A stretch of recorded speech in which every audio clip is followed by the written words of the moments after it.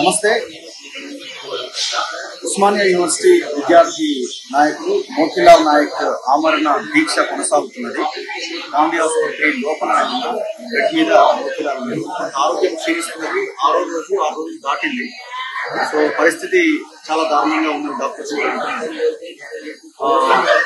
Point ఏంటంటే government immediate గా respond అవ్వాల్సిన అవసరం ఉంది. ఎందుకంటే ఆరోగ్య విషయంలో ఏ క్షణంలో ఏం జరుగుతుందో ఎవరు చెప్పలేదు. ప్రతి రోజులు తిని ఉన్నప్పటికీ కూడా రకరకాల ఇబ్బందులు వస్తూ ఉంటాయి. సో దాని 6 రోజులుగా కనీసం మంచినీళ్ళు లేకుండా తిండి లేకుండా ఇలాంటి సిచ్యువేషన్ ఎట్లా బాడీ తట్టుకోగలుగుతుంది? ఇమీడియట్ గా గవర్నమెంట్ నుంచి ఎవరైనా ఒకరు ఇక్కడికి వచ్చి తక్షణం మాట్లాడి డిమాండ్ చేయడానికి పరిష్కరించడానికి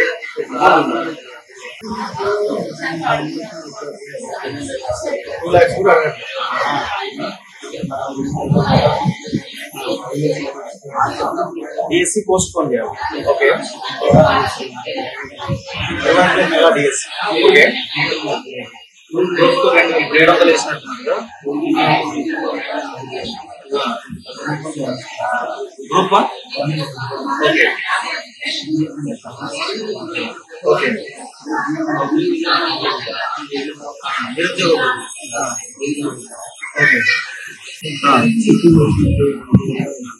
ఓకే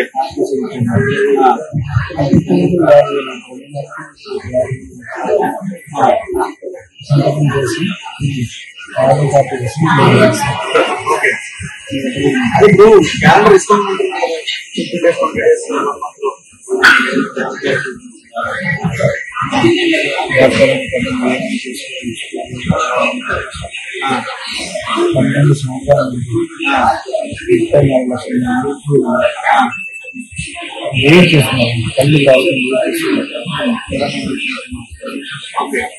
ఓకే, మీరు టేక్ రెస్ట్. నేను మాట్లాడతాను ఖచ్చితంగా.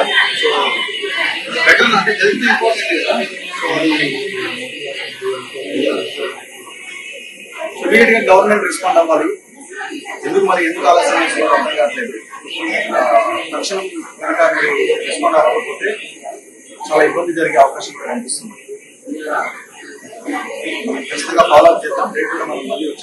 జస్ట్ గాంధీ హాస్పిటల్ లోపల మోతీలాల్ నాయక్ ని వెళ్ళి కలిసి రావడం జరిగింది. ఆయనతో మాట్లాడడం జరిగింది. సో తను చెప్పేది ఏంటంటే జాబ్ క్యాలెండర్ కాదు మాకు కావాల్సింది, గ్రూప్ 2 పోస్టులు పెంచండి, మెగా డిఎస్సీ వేయండి, 25,000 పోస్టులు ఏదైతే చెప్పారో ఆ మెగా డిఎస్సీ వేయండి, నిరుద్యోగ భృతి ఇవ్వండి. సో వీటన్నిటి మీద ఒక హామీ ఇస్తే నేను దీక్ష విరమించడానికి రెడీగా ఉన్నా అని చెప్తున్నాడు. సో జస్ట్ ఇప్పుడే మాట్లాడొచ్చిన. సో బయట ఈ ఉస్మానియా అండ్ ఈ విద్యార్థి సంఘాలకు చెందిన నాయకులు ఉన్నారు. వాళ్ళంతా పాపం మోతీలాల్కి ఏం అవ్వకుండా వాళ్ళు కూడా దీక్ష విరమించాలని అనుకుంటున్నారు. కానీ వచ్చి మాట్లాడేటోడేవాడు దీక్ష విరమించాలని మేము బయట ఉన్న వాళ్ళంతా వీళ్ళంతా అనుకుంటున్నారు. ఎందుకంటే ఏ క్షణం ఎట్లా ఏం జరిగేది కూడా తెలియదు. 6 రోజులుగా తిండి తినకుండా, సరే ఆ సెలైన్ పెట్టినా కూడా అంత ఈజీ కాదు కదా బాడీ తట్టుకోవడం అన్నది. మనం రోజంతా 3 పూటలు తిన్నా కూడా ఒక పూట తినకపోతే అటు ఇటు అవుతుంది. సో 6 రోజుల నుంచి తిండి తినకుండా ఆ బాడీ మొత్తం ఇదైపోతే సడన్గా ఏదైనా జరిగినా చెప్పలేం. సో కాబట్టి గవర్నమెంట్ ఇప్పటికైనా తక్షణమే ఆయన అడుగుతున్నవి ఏంటి, దాంట్లో పరిష్కరించగలిగేవేంటి, ఏం చేస్తామని ఒక హామీ ఇస్తే దీక్ష విరమించడానికి రెడీగా ఉన్నాడు. సో దీని మీద గవర్నమెంట్ ఇమీడియట్గా రెస్పాండ్ అవ్వాల్సిన అవసరం ఉన్నది. అందుకే నేను గాంధీ హాస్పిటల్కి వచ్చిన. సో మనతోలు వెలుగు దీని మీద లాస్ట్ 2-3 డేస్ నుంచి మనం మాట్లాడుతూనే ఉన్నాం. నా ముందు ఓయూ ఉస్మానియా యూనివర్సిటీకి చెందిన లీడర్స్ ఉన్నారు, వాళ్ళతో మాట్లాడదాం. స్టూడెంట్స్ ఉన్నారు. ఏం జరుగుతుంది బ్రదర్? సిచ్యువేషన్ ఏంటి? ఎవరెవరు వచ్చారు ఇప్పటివరకు? రెస్పాన్స్ ఎట్లున్నది? ఫస్ట్ 3 రోజుల వరకు అయితే స్తబ్దంగానే ఉన్నది. అంటే అసలు మోతీలాల్ దీక్ష చేస్తుండా లేదనేటటువంటిది అసలు మీ లాంటి యూట్యూబ్ ఛానళ్ళు వచ్చి చెప్తే తప్పితే ఇంత ఉధృతికి రాలేదు. మరి రేవంత్ రెడ్డి గారు కూడా మరి ఈ ఛానళ్ళను అన్నింటినీ తొక్కేసిండు. గతంలో ఆయనే అన్నాడు కదా, ఈ ఛానల్ ఏవి చూపించట్లేవు, యూట్యూబ్ ఛానళ్ళని నమ్ముకున్నాం, మీరందరూ యూట్యూబ్లలో పెట్టి సోషల్ మీడియా నమ్ముకోమని చెప్పారు కదా. ఇంత ఒక ప్రాణం పోతుంటే ఇక ఆల్మోస్ట్ ప్రాణం ఏ టైం ఏమైతే తెలియదు. 6 రోజులు అయింది. కీటోన్ బాడీస్ పెరుగుతున్నాయి బాడీలో, సీరం క్రియాటినిన్ లెవెల్స్ ఫ్లక్చువేట్ అవుతున్నాయి, షుగర్ లెవెల్స్ ఫ్లక్చువేట్ అవుతున్నాయి. షుగర్ లెవెల్స్ ఒకసారి డ్రాప్ అయ్యి సీరం క్రియాటినిన్ లెవెల్స్ పెరిగినాయి అనుకో, ఈ రెండింటిని మ్యాచ్ చేయడానికి ఏ ఫ్లూయిడ్స్ ఇచ్చినా ఆల్ ఆఫ్ ఏ సడన్ గా ఏమవుతుందో తెలియదు. ఇప్పుడు మనం ఈ జనరేషన్ లో తినే జంక్ ఫుడ్ వీటన్నిటికీ ఏ రోగాలు ఎవరికి ఉంటాయో తెలియదు. కాబట్టి ఆల్ ఆఫ్ ఏ సడన్ గా తనకున్న రోగాలు కూడా ఎప్పుడు బయటకు వస్తాయో తెలియదు. వెనకటికి ఒక సామెత ఉంటుంది, నువ్వుకున్న రోగాలన్నీ తెలుసుకోవాలంటే గొర్రె తలకాయ కూర తెచ్చుకొని తినరా నాయన, నొప్పులు వచ్చి అన్ని బయట బయటికి కక్కుతాయి అన్నట్టు. ఇప్పుడు ఆ పిల్లగానికి ఏమైతే తెలియదు. గతంలో కూడా తెలంగాణ ఉద్యమంలో చూసినాం, అక్కడ ఉన్నటువంటి కళ్యాణ నాయక్ అనేటటువంటి ఏబీపీ నాయకుడు కూర్చున్నప్పుడు ఆమర నిరాహార దీక్షకి ఇదే గాంధీ హాస్పిటల్లో 2 కిడ్నీలలో 2 స్టోన్స్ బయటపడ్డారు టెస్ట్ చేస్తే. అవి కూడా మామూలు కాదు, ఒకటి 8 mm ఒకటి 10 mm. అలాంటివి అన్ని బయటకు వచ్చేస్తాయి. మేము కూడా ఏమంటున్నాం అంటే ఒక ప్రాణం పోతే ఒక ప్రాణం రాదు. ఒక ఇన్ని రోజులు చదువుకున్నటువంటి తల్లిదండ్రులు, ఒక యూపీఎస్సీ రాసినటువంటి అభ్యర్థి, ఇప్పుడు గ్రూప్ 2 గ్రూప్ 3కి చదువుతున్నటువంటి అభ్యర్థి, ఒక ఈ సమాజానికి సేవ చేయాల్సినటువంటి అభ్యర్థి కోరుతున్న కోరికలు గొంతమ్మ కోరికలు కావు. వీళ్ళే ఎలక్షన్లలో మాకు మేనిఫెస్టోని చేతిలో ఇచ్చి ఈ హామీలతోటి మీరు ముందుకెళ్ళి నిరుద్యోగులను అందరినీ చైతన్యపరిచి ఈ బీఆర్ఎస్ను బొందబెట్టి కాంగ్రెస్ని గెలిపించుకొని మీకు కష్టాలు లేకుండా చేసుకోమని చెప్పినటువంటి వాళ్ళు ఈ రోజు ఎందుకు రావాలి? నోటిఫికేషన్ వేస్తున్నామని అంటున్నారు కదా, అవసరమైతే జాబ్ క్యాలెండర్ కూడా రిలీజ్ చేయబోతున్నామని చెప్తున్నారు. గ్రూప్ 2 నోటిఫికేషన్ వచ్చినట్టుంది, ఇంకా ఒక 2-3 నోటిఫికేషన్. ఇప్పుడు డిఎస్సి 11,000 పోస్టుల లిస్ట్ షెడ్యూల్ కూడా రిలీజ్ చేసినట్టున్నారు. ఇస్తున్నాం కదా, ఎందుకు కొంత వెయిట్ చేయండి అని అడుగుతున్నారు కదా అన్న. మేము ఒకటి వాళ్ళకు స్పష్టంగా తెలుసు, మేము ఆయన ఇచ్చే 2 లక్షల ఉద్యోగాలకో, లేకుంటే ఆయన ఇచ్చిన వేరే నిరుద్యోగ భృతికో, లేకుంటే ఆయన 5 లక్షలు ఇస్తున్న విద్యా భరోసా కార్డుకో, లేకుండా 10 లక్షలు వడ్డీ లేని రుణాలకు ఆశపడలేదు అన్న. అప్పుడున్న నిరుద్యోగులు అందరూ మూట కట్టుకొని బీఆర్ఎస్ ప్రభుత్వంతో విరక్తి చెంది ఉద్యోగాలు రావని అందరం ఊళ్ళకి వెళ్ళిపోతుంటే కాంగ్రెస్ వాళ్ళు ఇదే మేము వాళ్ళ దగ్గరికి పోలేదు. వీళ్ళే అశోక్ నగర్ లో ఉన్న లైబ్రరీకి బల్మూరి వెంకటు, చరణ్ కౌశిక్, మల్లు రవి వీళ్ళందరూ పదవులు అనుభవించేటోళ్ళే కదా. వీళ్ళందరూ లైబ్రరీలలోకి వచ్చి మా గోసలను అన్నిటిని తెలుసుకొని మేము మీ పక్షాన కొట్లాడతామని ఆ రోజు నటించిర్రా. మరి ఈ రోజు ఎందుకు రావట్లేరు? ఈ రోజు బల్మూరి వెంకటు గెలిచినప్పుడు మీ నిరుద్యోగుల విజయోత్సవాలు చేసినప్పుడు నా కులము నిరుద్యోగ కులము, నా మతము నిరుద్యోగ మతము, నా జాతి నిరుద్యోగ జాతి, నా రక్తం నిరుద్యోగ రక్తం అన్నాడు. మరి ఇవన్నీ మాపైపోయినాయా? ఎవరు రాకున్నా నీ జాతి నీ కులము అనేటటువంటి వాడు ఇక్కడ ఇబ్బంది పడుతుంటే చావు బతుకులలో ఉంటే ఇలా బల్మూరి వెంకట ఎందుకు రావట్లేడు? ఆయన గవర్నమెంట్ నుంచి ఎవరు ఒక్క పర్సన్ కూడా రాలేదా? ఒక్కళ్ళు రాలేదు. ఇంతో కొంత మీ యూట్యూబ్ ఛానల్లో పౌర సమాజం ప్రతిపక్షాలు వచ్చినాయి కాబట్టి ఈ రోజు మోతిలాల్ బతుకుతున్నాడు.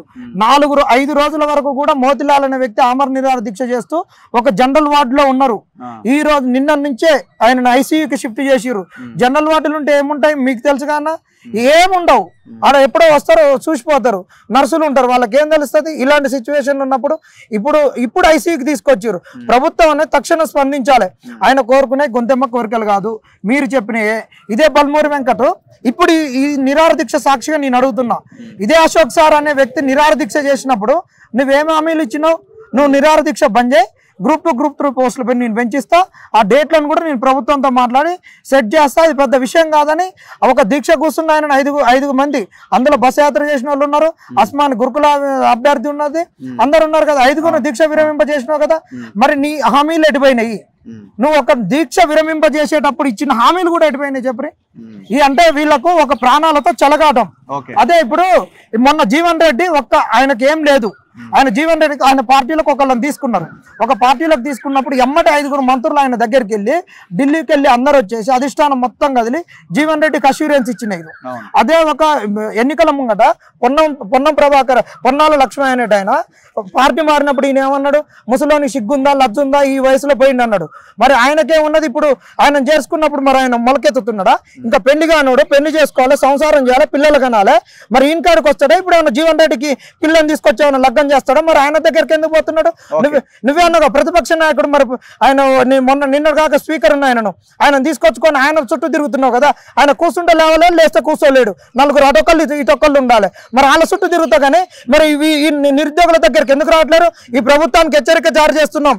మీరు అనుకుంటున్నారు నిరుద్యోగులతో ఏం కాదు, వీళ్ళకు విద్యార్థి సంఘాలు లేవు, లేవు, ఎక్కడోడు అక్కడనే ఉన్నాడు అని మీరు అనుకుంటున్నారు. ఇదే అని మేము చెప్తున్నాం, నిజంగా చెప్తున్నాం. బల్మూరి వెంకట అనేటోళ్ళకి వీళ్ళకి ఏంటంటే గతంలో చూసిరు కదా, ఇవన్నీ ఎవరిని ఎట్టో చేయొచ్చు, నాన్చొచ్చు, వీళ్ళందరినీ ఎవరితో ఎట్టో మెస్మరైజ్ చేయొచ్చు, అన్ని చేస్తాము. ఇంత కొట్లాడుతుంటే నిన్న నైటు డిఎస్సీ డేట్లు ఇచ్చినారు. ఈ రోజు వాళ్ళను అందరు తీసుకుపోయి ఇప్పుడు గోషమాల్ స్టేడియంలో ఉన్నారు. ఇక్కడ రావాల్సిన బీజేపీ నాయకులు అందరూ కూడా వాళ్ళకి బెయిల్ ఇప్పించే పరిస్థితుల్లో ఉన్నారు. ఇదే సిగ్గు లజ్జలేని ఇదేనా ఈ కాంగ్రెస్ గురించి మేము కొట్లాడింది? ఇదేనా ప్రజాపాలన అంటే? ఇదేనా నిరుద్యోగ పాలన అంటే? ఇది నిరుద్యోగ పాలన కాదు, ప్రజాపాలన కాదు, దగాకోరు పాలన.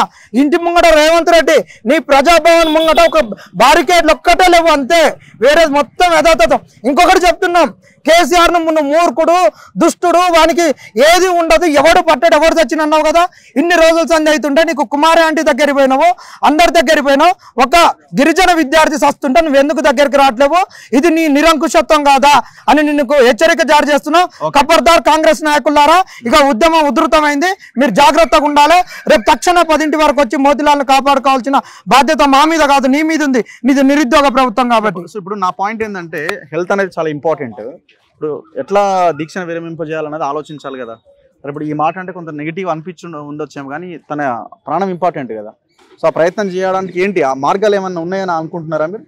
తక్షణం ఏం కనిపిస్తున్నాయి? వాళ్ళ కానించి ఏం లేదు, పోతే పోయింది, ఒక ప్రాణం అనేది ఉంది. వాళ్ళకు ఉండదు, మనం కూడా అదే చేస్తున్నాం. ప్రతిపక్షాల నుంచి అన్న తీసుకొని వచ్చి మోతిలాల్ చనిపోతే ఆయన కుటుంబానికి వచ్చేది లేదు, సమాజం చాలా ఇబ్బందులలో ఉన్నటువంటి వాళ్ళు. మోతిలాల్ యొక్క ఏదైతే డిమాండ్లు ఉన్నాయో ఆ డిమాండ్లను నిరుద్యోగులు అందరం కూడా నెరవేర్చాలి. ఒక ప్రాణాన్ని కాపాడుకోవాలి, అందరం అది మన గురుతర బాధ్యతగా తీసుకోవాలి. అందరం కలిసికట్టుగా పోరాడితే పెద్ద పోయేది ఏం లేదు. విత్ ఇన్ 2 days లో మనం సాధించుకోవచ్చు.